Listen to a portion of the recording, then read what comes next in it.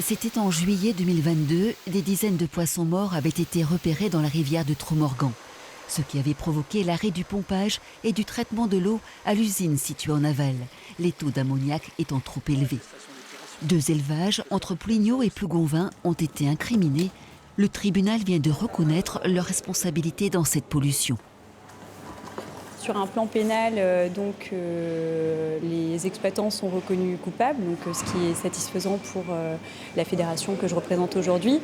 Sur le point de vue des peines, on a des amendes qui sont prononcées, mais avec un sursis total.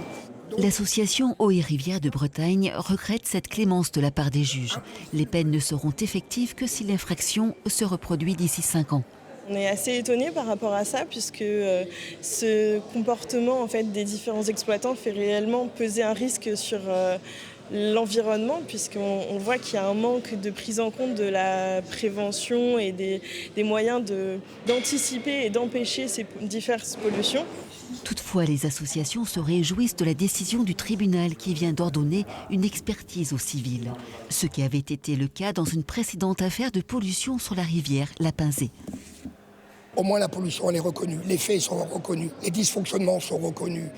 Et où c'est une grande victoire, c'est que la jurisprudence de La Pinzée a fait son effet, à savoir le préjudice écologique grave est reconnu, avec demande d'expertise et nomination d'un expert.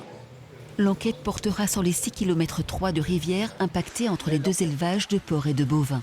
L'étendue du préjudice sera évaluée après avoir écouté toutes les parties. Prochaine décision au tribunal civil le 9 février 2027.